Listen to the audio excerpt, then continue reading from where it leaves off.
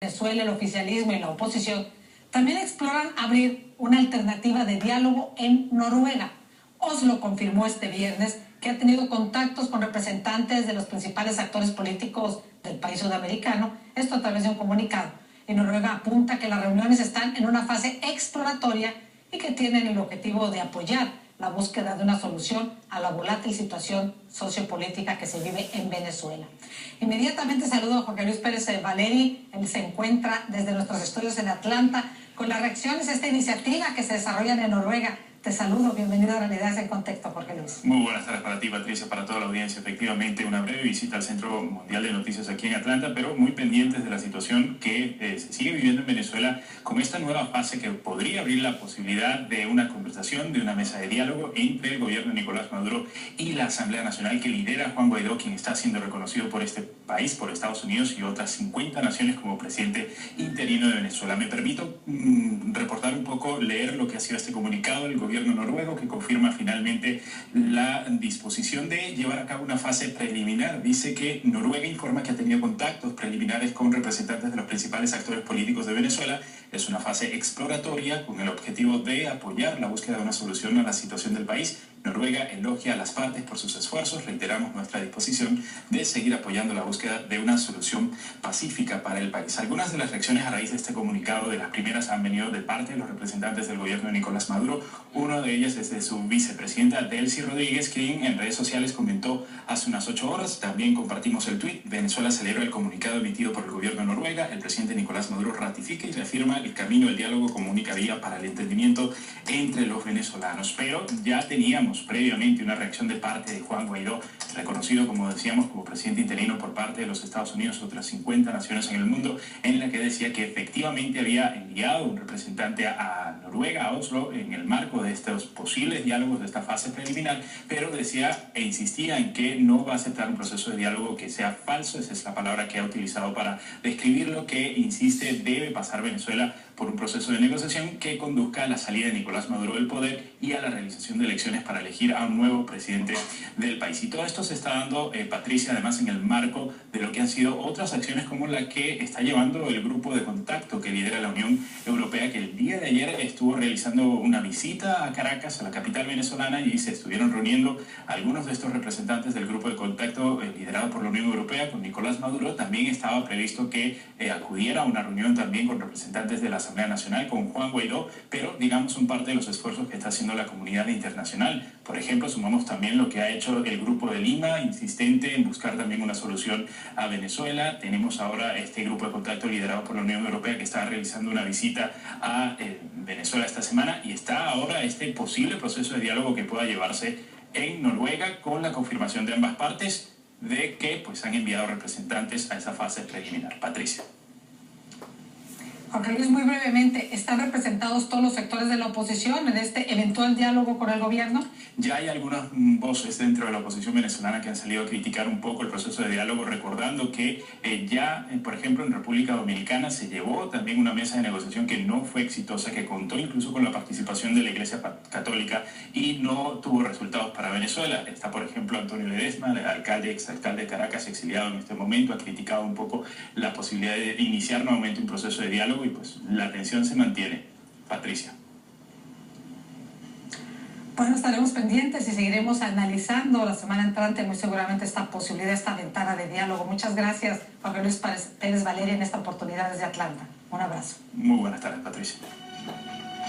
Y los invitamos a que participen en esta oportunidad con la etiqueta #RegDiálogo. Por supuesto, numeral RegDiálogo. Y la pregunta es, atención, ¿qué opinan de un eventual diálogo en Noruega entre el gobierno de Nicolás Maduro y representantes de la oposición de Venezuela? ¿Qué opina de un eventual diálogo en Noruega entre el gobierno de Nicolás Maduro y representantes de la oposición de Venezuela? Esperamos sus respuestas ahí. Usted ve en pantalla facebook.com/Realidades en Contexto o en mi Twitter @RamosCNN. Síganos.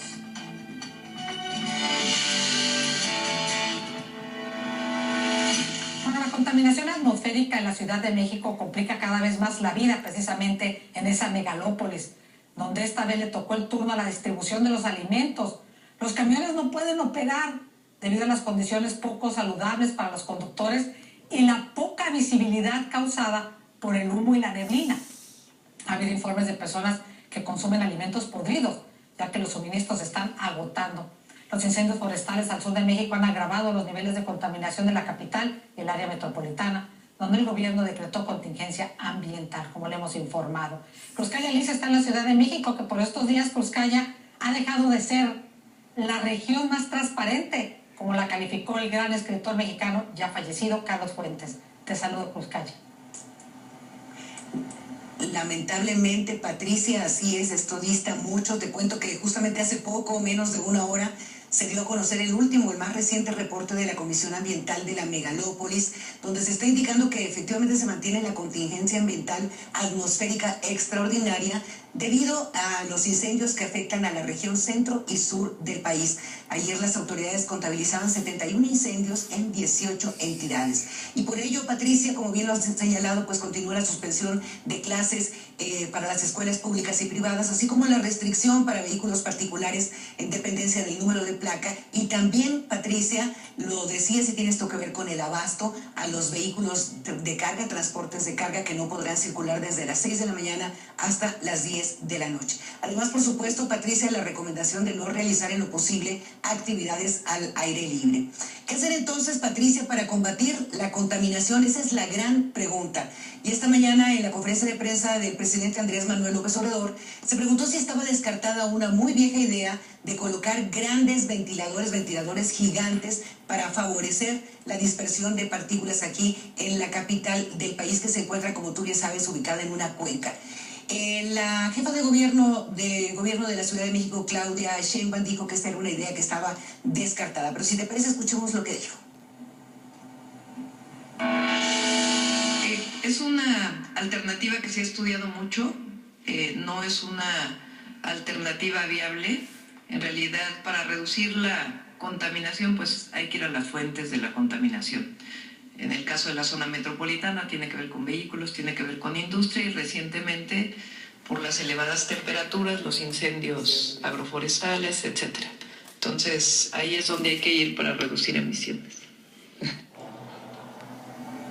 Y justamente, Patricia, para ir a las fuentes, la propia Sheinbaum señaló el día de ayer que dará a conocer el próximo miércoles un plan para mejorar la calidad del aire, en el que se esperan, por supuesto, fuertes medidas justamente para reducir estos índices de contaminantes. Patricia.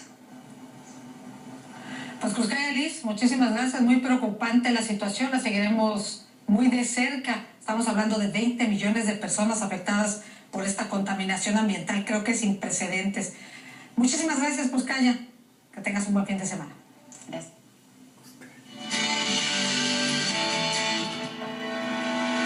Y ya no es secreto, en el Día Internacional contra